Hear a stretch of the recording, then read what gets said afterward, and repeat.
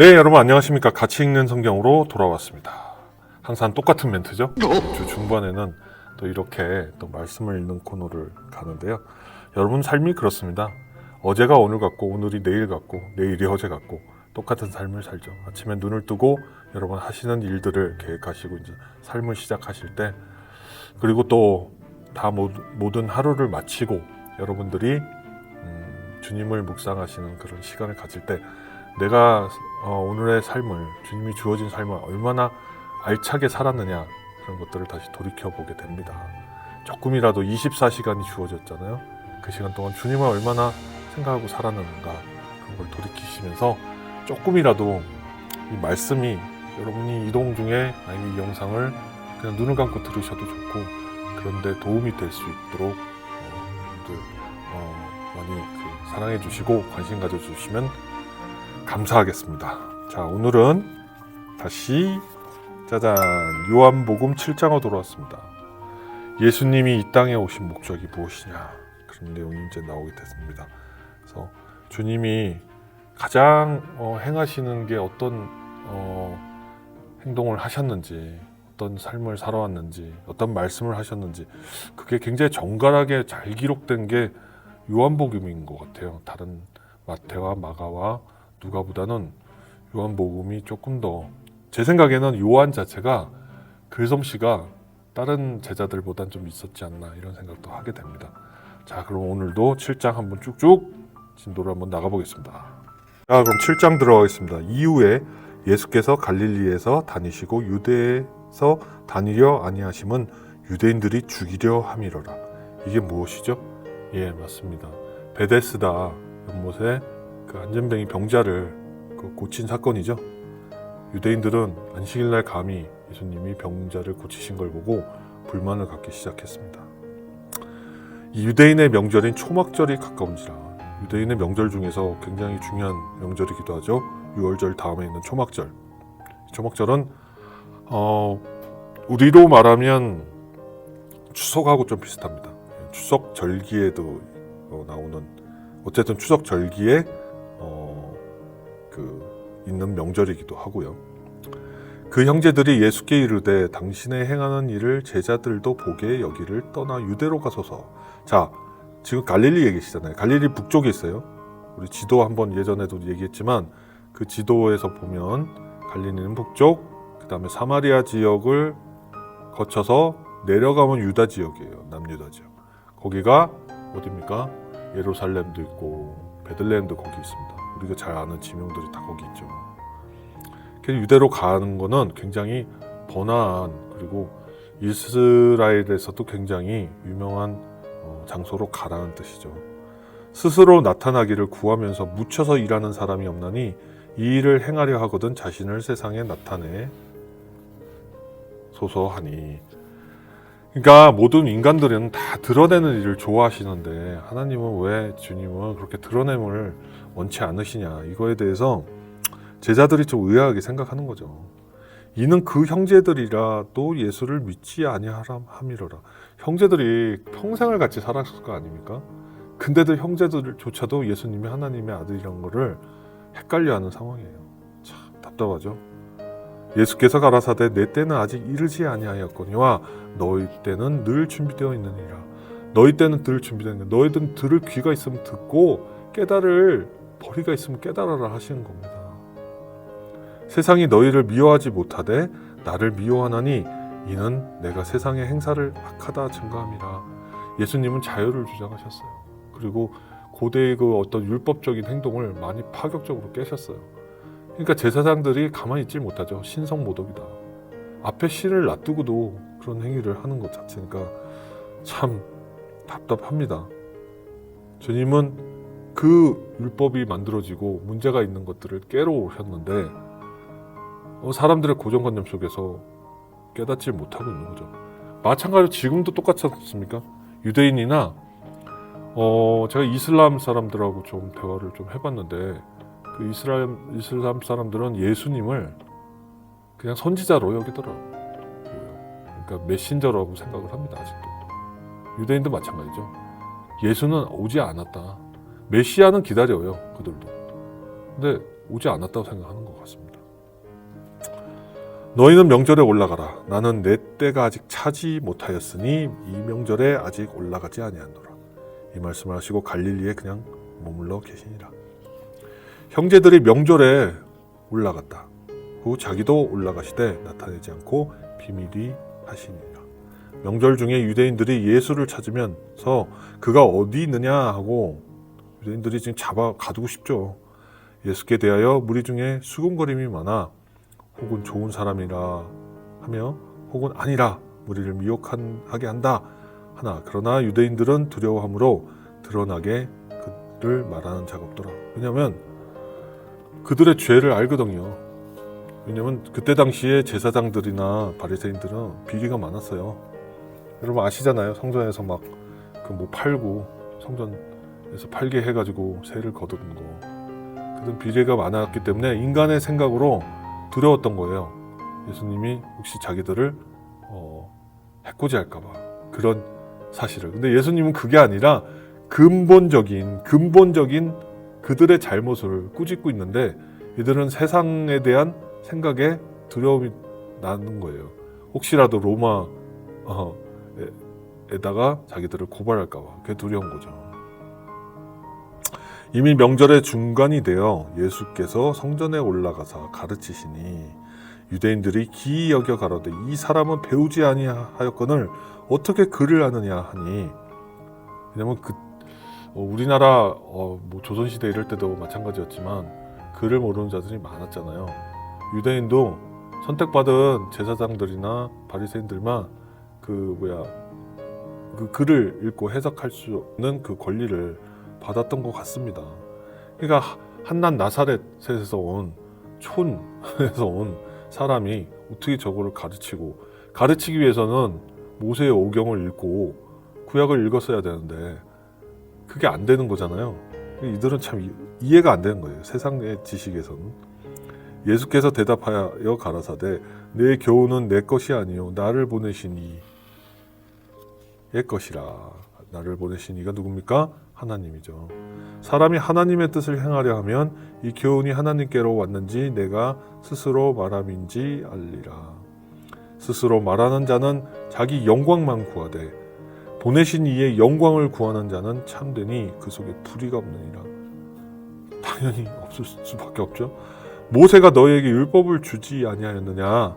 너희 중에 율법을 지키는 자가 없도다. 너희가 어찌하여 나를 죽이려 하느냐? 우리가 대답하되 당신은 귀신이 들렸도다. 누가 당신을 죽이려 하나이까? 아직도 세상의 이치대로만 생각하고 있는 거죠. 예수께서 대답하여 가라사대 내가 한 가지 일을 행하매 너희가 다 이를 인하여 괴히 여기는도다.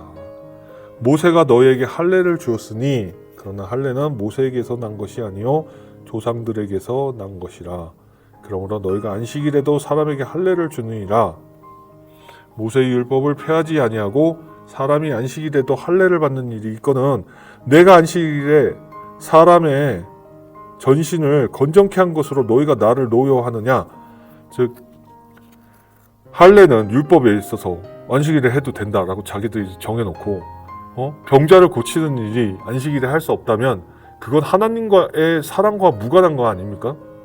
여러분 만약에 모세의 율법대로 세상이 그렇게 살아왔졌으면 병원은 주일에도 환자를 돌보면 안 되는 거예요. 누가 죽어나가도 주일에는 수술을 하지도 말아야 되는 거예요. 그게 말이 됩니까? 하나님은 쉬지 않고 24시간 일을 하고 계신데. 진짜 이거 보면서 좀 화가 납니다. 이런 거 아직도 유대인들은 믿고 있다는 거 아닙니까? 외모로 판단하지 말고 공의 판단으로 판단하라 하시냐. 이건 뭡니까? 예수님의 그 남루한 옷차림, 예수님이 어디 출신, 여러분들은 마찬가지죠. 여러분이 보실 때 굉장히 옷차림도 좀 후줄그레하고 그러면 사람들을 무시하게 됩니다. 근데 그 사람과 대화를 하다가 그 사람이 중심에 굉장히 단단함이 있으면 그 사람한테 함부로 못하죠. 그러나 우리 인간들은 어쨌든 눈으로 보는 걸 믿기 때문에 그런 경우가 많죠. 여러분 우리나라 사람들이 제가 그 한국에만 있을 때도 그랬는데 참 거칠애가 많잖아요.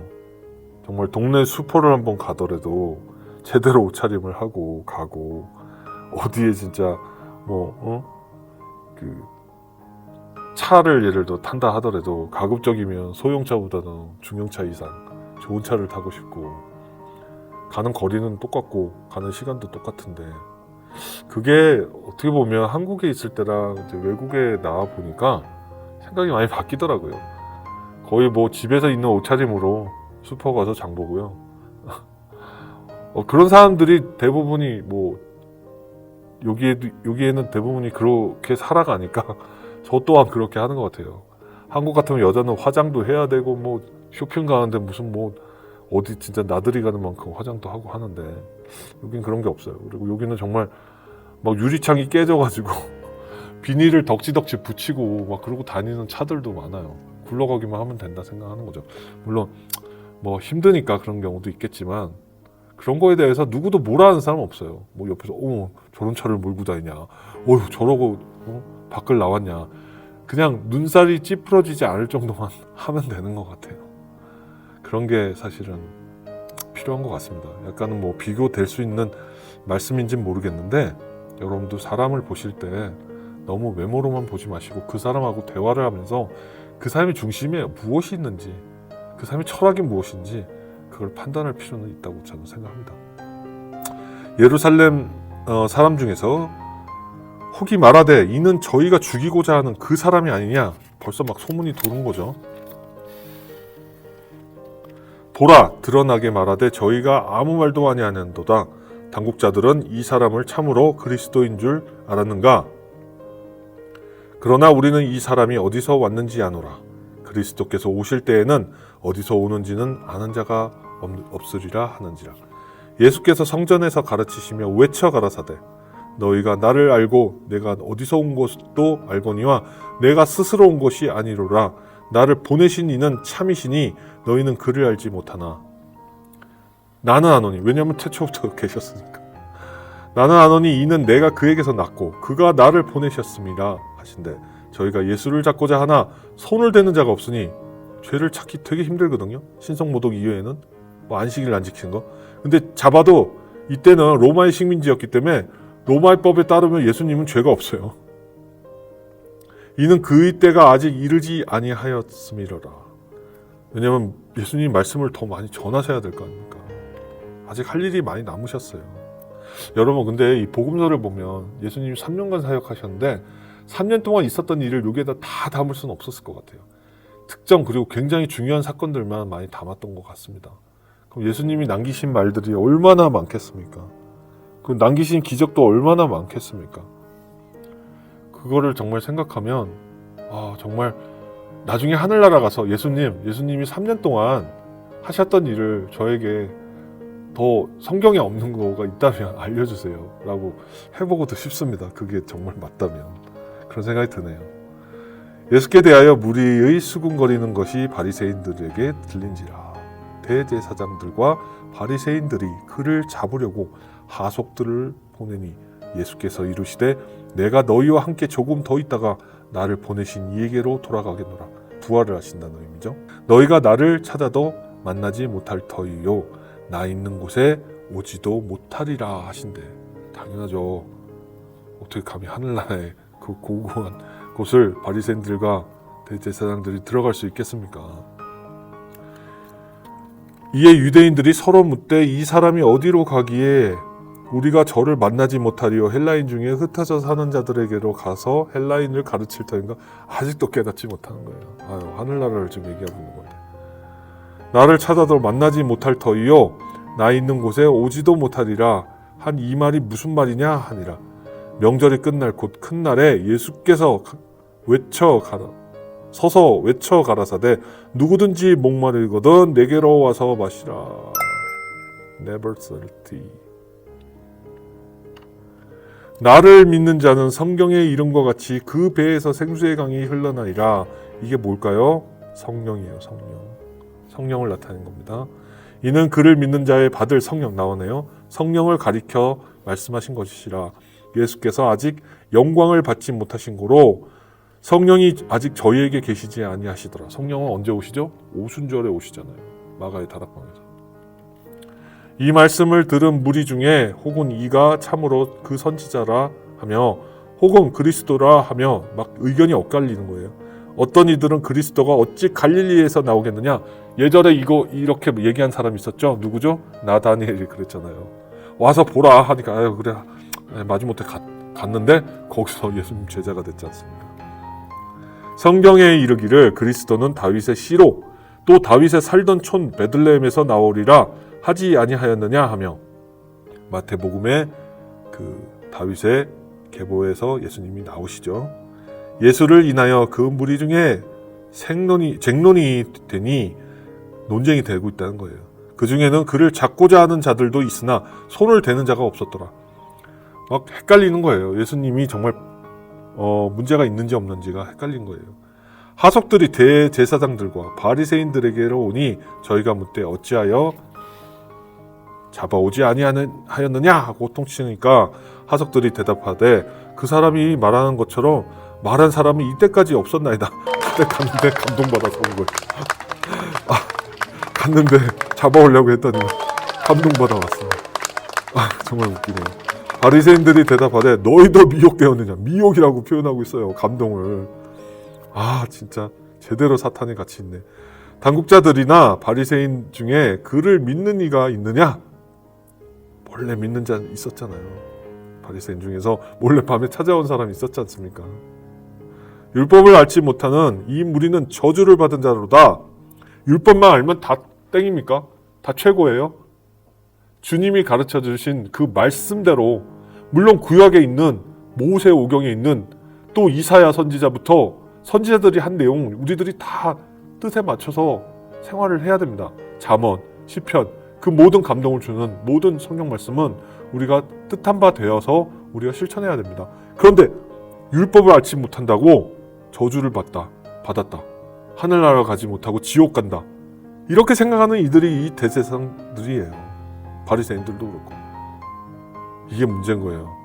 여기서 잠깐 다른 얘기 하겠습니다. 이단 종교에서 말하는 그 교리들을 그거 믿으면 하늘나라 가고 그거 아니면 지옥 간다라고 하는 거랑 똑같은 거예요. 율법 중에는 사람이 만든 게 더 많아요. 이단 종교 사람이 만든 거지 않습니까? 그들을 따라 여러분들 정말 지옥의 불구덩이에 가시겠습니까? 아니거든요. 오직 성경 말씀만 묵상하고 그대로 실천하는 게 중요하다고 저는 생각합니다. 성경을 잘못 풀어도 문제가 되는 겁니다.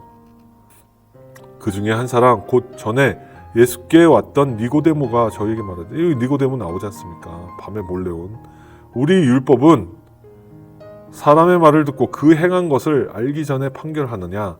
저희가 대답하여 가로되 너도 갈릴리에서 왔느냐? 상고하여 보라 갈릴리에서는 선지자가 나지 못하느니라 하였더라. 자, 여기서는 뭐 이제 생략해서 13절까지 있네요. 다 각각 집으로 돌아가고 막 그러고 퍼붓고 이제 간 거예요. 자, 오늘 여기까지 할 텐데 기도하고 마지막 그 정리를 하겠습니다. 자, 다 같이 기도하겠습니다. 아버지 하나님, 오늘도 요한복음을 통해서 주님을 묵상합니다.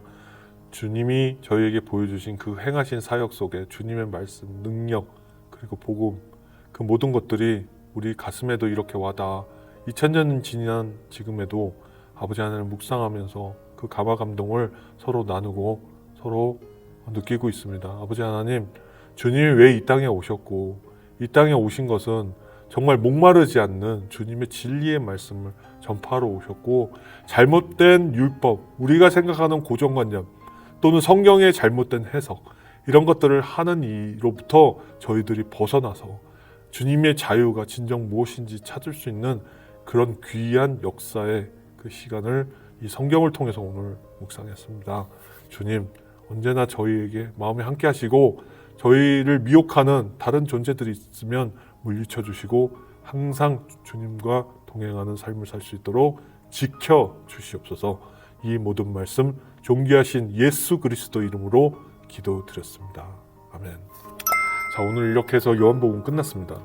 여러분들 주님이 이 땅에 오시고 그걸 깨닫지 못하고 심지어 주님이 오셨는데 주님은 실패했다고 생각하는 사람들도 있고 그런 모든 정말 저주받은 악령과 함께하는 그런 백성이 있다는 게 안타깝습니다. 조금이라도 우리가 주님을 묵상하고 그 감화 감동으로 세상에 나아가서 주님이 여기 오신 목적을 다른 사람한테 전하는 것도 굉장히 중요합니다. 여러분, 이 영상을 보시는 여러분들이 주님의 말씀을 가지고 세상에 나가서 그들을 깨닫게 하고 다시 회심해서 돌아오게 하고 믿지 않는 자들은 믿게 만들기 위해서는 아까 말씀에 있지 않습니까? 잡으러 가는 하석들이 주님의 말씀에 감동받아가지고 왔잖아요. 그러면 여러분들도 많이 알아야 돼요. 공짜로 되는 건 없습니다. 많이 성경을 읽고 묵상하고 생각하셔야 돼요. 시간 투자를 좀 하셔야 돼요. 24시간 중에 다만 여러분들이 10분이라도 정말 주님의 말씀을 읽거나 이 영상을 봐서 조금 도움이 되신다면 영상을 보거나 그런 것들을 좀 하셨으면 좋겠습니다. 조금 약간 벗어난 얘기인데 화장실에 가서 여러분들 화장실에서 사색의 시간을 즐길 때 있잖아요. 솔직히 그죠? 그때 그냥 스마트폰으로 뭐 그냥 뭐 인터넷 보시고 또는 뭐 만화도 보시고 게임도 하시고 그러신 분들 많을 거예요. 그럴 때 차라리 하루에 한 번은 가지 않습니까? 그럴 때 성경을 읽으세요. 아마 그 시간 동안 한 장은 충분히 읽으실 거예요. 말 되죠? 여러분 한번 실천합시다. 우리 하루에 한 번 하는 사색의 시간, 나만의 시간, 힘주는 시간, 그 시간에 성경 1장, 한 장만 읽읍시다. 그러면 여러분들한테 놀라운 일이 벌어져요. 365장을 읽게 돼요. 1년. 하루에 한 번은 가시잖아요. 변비 있으신 분들은 아닐지 모르지만 그 한번 실천해보는 것도 방법인 것 같습니다. 하실 수 있죠? 예, 알겠습니다. 한번 기대해 보겠습니다. 자, 이렇게 오늘 끝냈고요. 오늘도 주님 안에서 승리하는 삶을 사시기 바랍니다. 여러분 사랑합니다. 여러분의 간증 사연을 기다립니다. 삶에서 느끼는 많은 체험도 좋습니다. 중보기도가 필요하신 분, 영적 도움이 필요하신 분, 고민이 있으신 분 모두 참여해 주십시오. 그리고 주님 안에서 영혼의 치유가 되는 기적을 체험하십시오. 아래 이메일과 카톡 오픈 채팅방으로 의견을 보내주십시오. 저는 여러분을 위해 쉬지 않고 기도하겠습니다. servant@gmail.com 카카오톡 오픈 채팅방 검색 간증TV 하시면 되고요. 여러분 유튜브 구독, 좋아요, 알람 설정 부탁합니다. 여러분의 구독, 좋아요, 알람 설정은 간증TV의 유튜브 선교에 힘이 됩니다. 여러분 주님 안에서 승리하십시오.